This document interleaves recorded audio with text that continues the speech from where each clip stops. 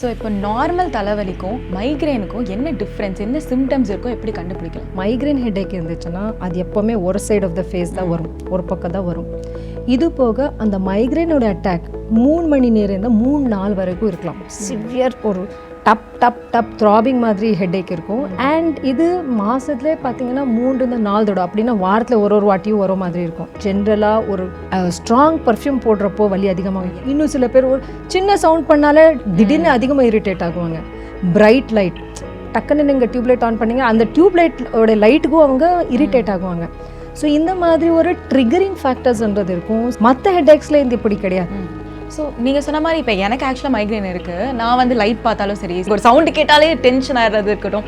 And நாசைட்டிங் ரொம்ப ஜாஸ்தியாக இருக்கும். நாஷியஸாக எப்பவுமே இருந்துகிட்டே இருப்பேன். மைக்ரேனில் எஸ், தலைவலி கூட சில பேர்லேயே வாமிட்டிங் சென்சேஷன்ன்றது இருக்கலாம்.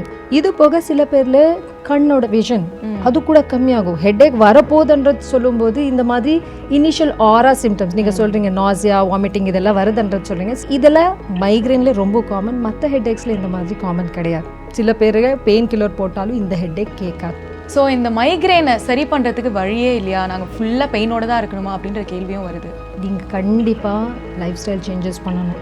நான் சொல்கிற சீட் SEEDS எஸ் என்னும்போது கரெக்டான நேரத்தில் தூங்கணும். 2வது எக்ஸசைஸ், மாட்ரேட் எக்ஸசைஸ் கண்டிப்பாக பண்ணணும். எக்ஸசைஸ் பண்ணும்போது உங்கள் பிரெயினுக்கு போகிற ஆக்சிஜனேஷன் எல்லாம் இம்ப்ரூவ் ஆகும். 3வது என்னும்போது ஈட்டிங் ஹேபிட்ஸ், ஒரு கரெக்டான நேரத்தில் சாப்பிடணும். மீல் ஸ்கிப் பண்ணக்கூடாது.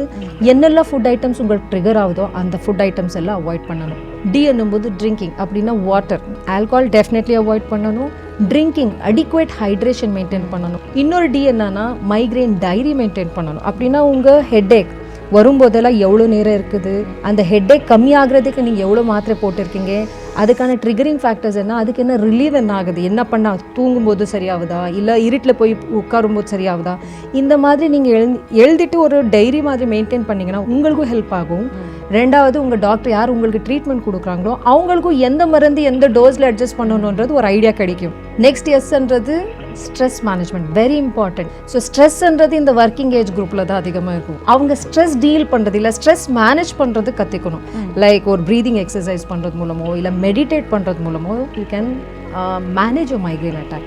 இன்கேஸ் இந்த வலி போகலை, தினமும் அட்டாக்ஸ் அதிகமாகுது, சிவியர் ஆகுதுன்னும் போது there is no need to worry, because இன்னைக்கு advanced procedures, advanced treatment options இருக்கு. And beauty of these treatments இந்த ட்ரீட்மெண்ட் கொடுக்கறதுக்கு எந்த பெரிய ஆப்ரேஷனும் தேவை கிடையாது. சிம்பிளான இன்ஜெக்ஷன் மூலமாக within half to 1 hourல பண்ணிட்டு நீங்கள் வீட்டுக்கு போகலாம். So there is no much of side effects. சர்ஜரின்றதை அவாய்ட் பண்ணலாம். உங்கள் ஹெட்டேக் கூட நல்லாவே கம்மி பண்ணிக்கலாம்.